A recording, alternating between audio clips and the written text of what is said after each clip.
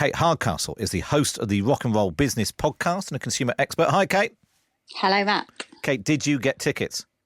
No, and I certainly wasn't going to buy them either, Matt. I prefer my venues to be very cheap, very small, very intimate, Well, do, Kate, one where I can afford a beer, you know? I just feel I totally understand that we are in a world of the experience economy, and fans, of course, have got that fear of missing out. They want to be there. Maybe even another generation want to listen to the music their parents introduced them to.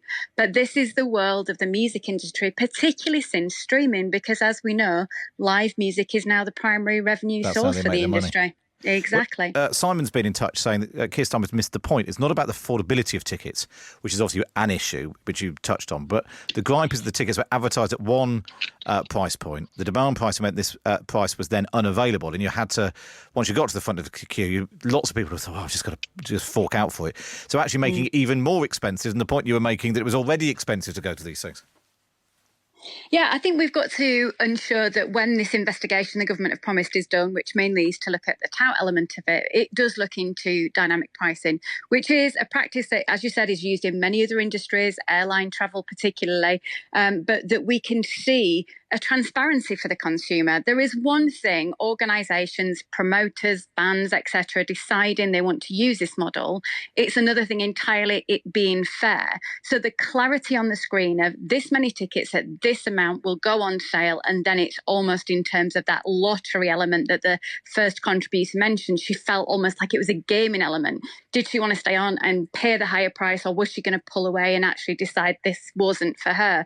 And when we think about budgeting, all of those things that are so important to us as we come up to autumn, winter, fuel prices, etc., spending a lot of money on concert tickets because we feel the pressure, the moment has to be something we've got to buy into, is not a very fair practice. And I think, whilst this system definitely helps to make live events maximise in terms of profits for everyone involved, it's got to be that balancing act between the fair access, the revenue, and for what fans feel like is a fair, respectful process from the bands that they know and love.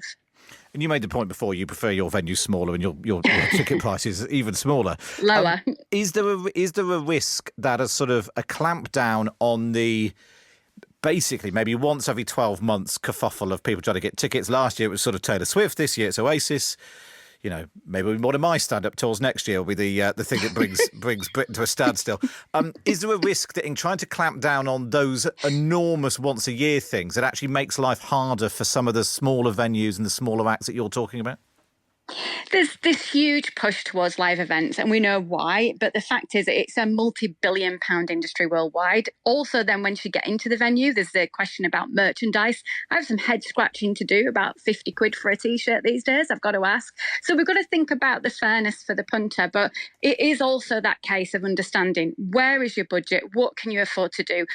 Just not being sucked into the marketing furore about you having to be there.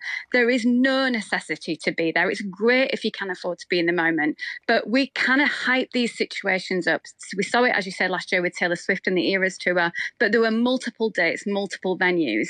I think if you do want to absolutely commit the budget and you want to go, you've got to be patient, but you've got to be decisive while these technologies are still in play. But as we see the rise of AI and intelligent systems, I think we're probably going to see more of it to come rather than less.